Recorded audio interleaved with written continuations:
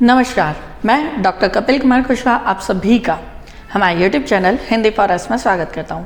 आज हम बात करेंगे second type of biasing of a PN junction diode, that is reverse bias.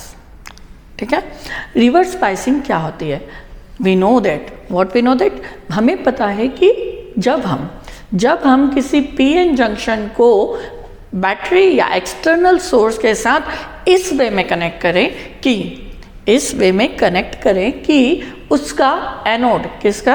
PN junction का एनोड बैटरी के कैथोड से और पीएन जंक्शन का कैथोड बैटरी के एनोड से कनेक्ट हो, तो इस टाइप की जो बायसिंग होगी उसे हम कहते हैं reverse bias. So we know that कि हमारे पास, मान लीजिए हमारे पास क्या है, एक पीएन जंक्शन है, it is our PN junction. इस पीएन जंक्शन में एक पोर्शन क्या होगा, one is P, other one is N. N से जो टर्मिनल बाहर निकलेगा उसे हम कहते हैं कैथोड, और पी से जो टर्मिनल बाहर निकलता है उसे हम कहते हैं एनोड। पी टाइप के टर्मिनल में क्या होते हैं, नंबर ऑफ होल्स होते हैं, मीन्स मेजॉरिटी चार्ज कैरियर जो है वो क्या है, होल्स है। एज वेल एज यहाँ पर क्या होंगे, नेगेटिव आयंस। यहाँ पर क्या होते हैं, नेगेटिव आयन, जो डिप्लीशन लेयर पर नेगेटिव आयंस होंगे। They all are negative ions. I hope आप सभी को ये चीज क्लियर होगी। Same as in N type. N type क्या होगा, डिप्लीशन लेयर साइड पर पॉजिटिव आयन की एक लेयर होगी, it is known as depletion layer.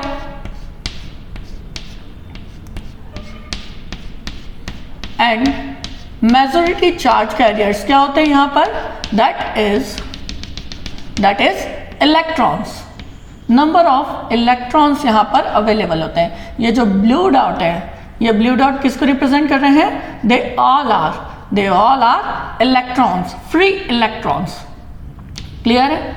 सो जब भी हम इस पीएन जंक्शन डायोड को किसके साथ, बैटरी के साथ कनेक्ट करते हैं, और बैटरी इस वे में कनेक्ट होती है कि बैटरी का नेगेटिव, और we can see that cathode PN junction के एनोड से कनेक्ट हो, और बैटरी का एनोड पीएन जंक्शन के कैथोड से कनेक्ट हो।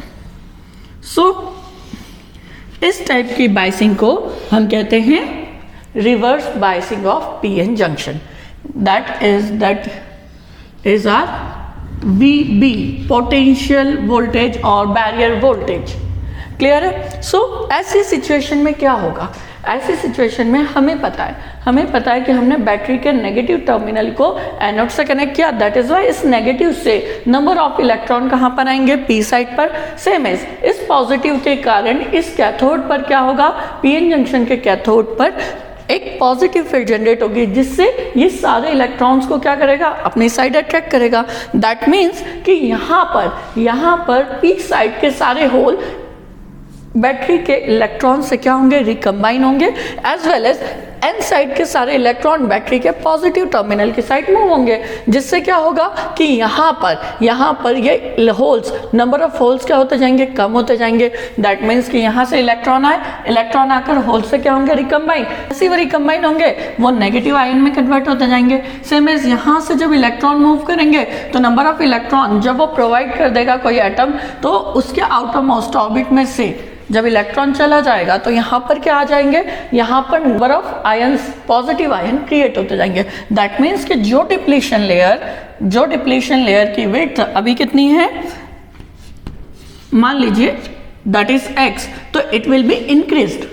ये क्या हो जाएगी, बढ़ती जाएगी। क्यों?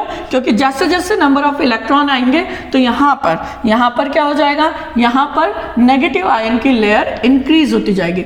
यानी अब यहाँ पर पहले के कंपैरिजन में नंबर ऑफ नेगेटिव आयन होते जाएंगे। सो यहाँ मल्टीपल आयंस की एक लेयर क्या होगी, जनरेट होती जाएगी। सेम एज इस साइड पर क्या होगा, पॉजिटिव आयन होंगे। यहां पर पॉजिटिव आयन के केस में that is plus,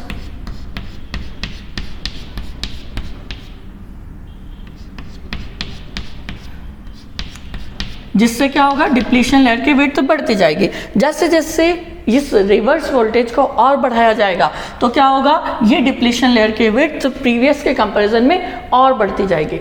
it means कि जैसे जैसे रिवर्स बायस वोल्टेज बढ़ता है, majority charge career depletion layer जो है उसकी विड्थ बढ़ने लगती है। डिप्लीशन लेयर की विड्थ बढ़ने से कोई भी majority charge career P side के होल और एन साइड के इलेक्ट्रॉन इस जंक्शन को क्रॉस नहीं कर पाते। क्यों? क्योंकि जैसे जैसे विड्थ बढ़ेगी बैरियर पोटेंशियल क्या होता जाएगा, बढ़ता जाएगा, जिसके कारण ये होल्स और इलेक्ट्रॉन क्या है, इस डिप्लीशन लेयर पर जाकर डिफ्यूज नहीं हो पाते। इट मीन्स कि रिवर्स बायस के केस में कोई भी करंट फ्लो नहीं होगा due to majority charge carrier. Means कि मेजॉरिटी चार्ज कैरियर के कारण रिवर्स बायस कंडीशन में कोई करंट फ्लो नहीं होता। सो अब जैसे जैसे वोल्टेज इंक्रीज करेंगे तो क्या होगा, यहाँ से फ्लो होने वाला करंट तो क्या है, zero due to majority charge. पर हमें पता है कि पी टाइप सेमीकंडक्टर में कुछ माइनॉरिटी चार्ज कैरियर्स भी होते हैं, as well as in n-type semiconductor some minority charge carriers also present। और इन minority charge carriers पर क्या होगा, repulsion force लगेगा due to battery, यानी इस बैटरी के कारण ये माइनॉरिटी चार्ज कैरियर पर क्या होगा, रिपल्शन फोर्स लगेगा, as well as depletion layer क्या पर ये क्या होंगे, अट्रैक्ट होंगे। दैट इज वाई इस सिचुएशन में रिवर्स बायस कंडीशन में बहुत ही कम करंट इसमें से फ्लो होता है due to minority. Means minority charge carrier क्या करेंगे, जंक्शन पर आएंगे और डिफ्यूज होंगे। ये जंक्शन पर जब डिफ्यूज होते हैं तो इस डिफ्यूजन के कारण जो करंट फ्लो होता है उस करंट को कहा जाता है रिवर्स करंट। और इसकी वैल्यू बहुत कम होती है इन केस ऑफ सिलिकॉन।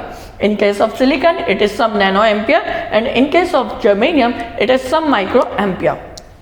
Now, अब जैसे जैसे वोल्टेज बढ़ाते हैं, इस वोल्टेज के बढ़ने से ये इलेक्ट्रॉन, ये माइनॉरिटी जो है जंक्शन पर डिफ्यूज होते हैं। इससे जो करंट फ्लो हुआ उस करंट को हमने कहा रिवर्स बायस करंट। पर ये जो करंट है, ये करंट अप्लाइड वोल्टेज पर डिपेंड नहीं करता।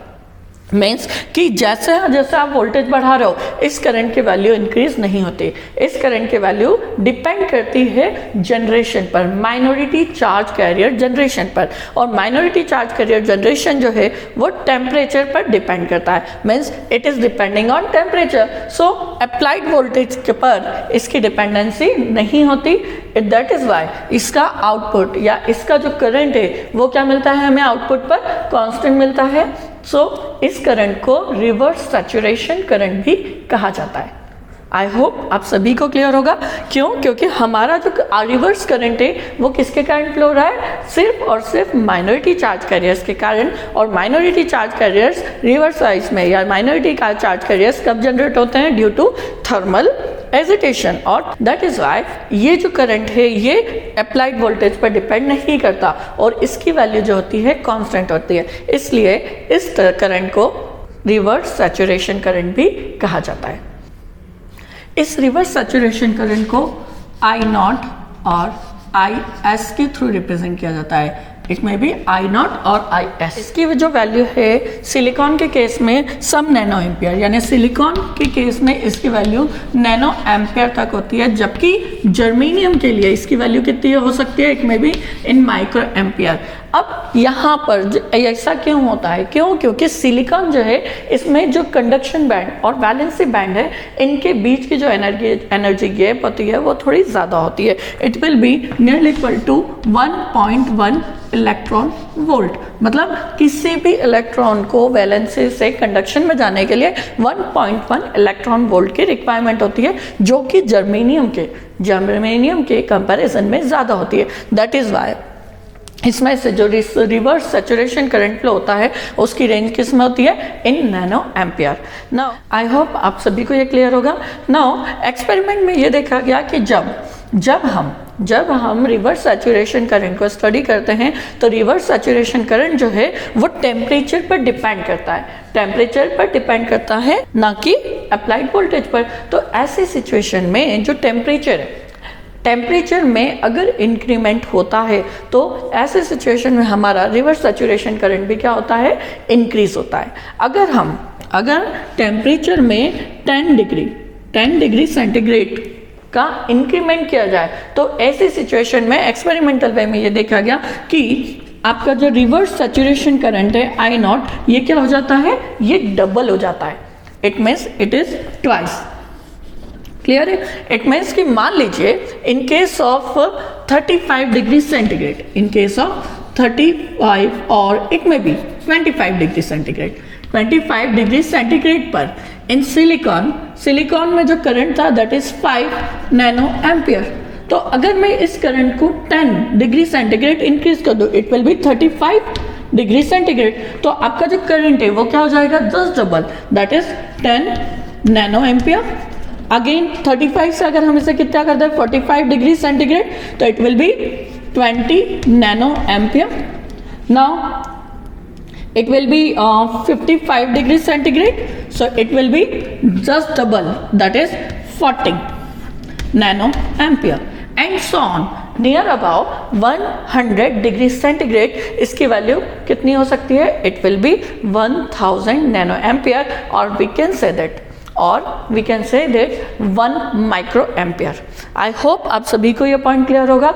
सेम एज जर्मेनियम में भी सेम सिचुएशन होगी, पर जर्मेनियम जो है इसमें जो करंट की रेंज होती है वो किस में होती है, इन माइक्रो एम्पियर। अब जनरली यहाँ पर हमने देखा कि जब हम सिलिकॉन और जर्मेनियम दोनों में सेम अमाउंट का, सेम मैग्नीट्यूड का सिग्नल प्रोवाइड करते हैं, सेम पावर का सिग्नल जब प्रोवाइड कर रहे हैं, तो ऐसी सिचुएशन में सिलिकॉन से फ्लो होने वाला रिवर्स सैचुरेशन करंट क्या है, बहुत कम है as compare to germanium. Germanium में ये क्या है, 800 degree centigrade, 800 degree centigrade. Germanium में क्या होगा, 100 डिग्री सेंटीग्रेड पर इस करंट की वैल्यू क्या हो सकती है, नियर अबाउट 100 माइक्रो एम्पियर। जबकि सिलिकॉन में 800 डिग्री सेंटीग्रेड इसकी अप्रोक्सीमेट वैल्यू कितनी हो सकती है, it will B 1 micro ampere और 1000 नैनो एम्पियर।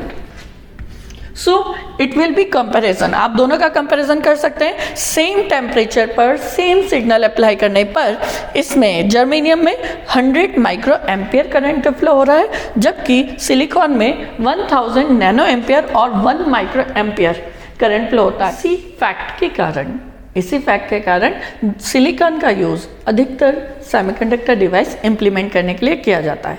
सो आई होप आप सभी को पीएन जंक्शन की रिवर्स बायसिंग क्लियर होगी, करंट फ्लो मैकेनिज्म क्लियर होगा, as well as saturation, reverse saturation current क्या होता है और उस पर टेम्परेचर का क्या इफेक्ट होता है, ये क्लियर होगा। सो आज की क्लास में इतना ही।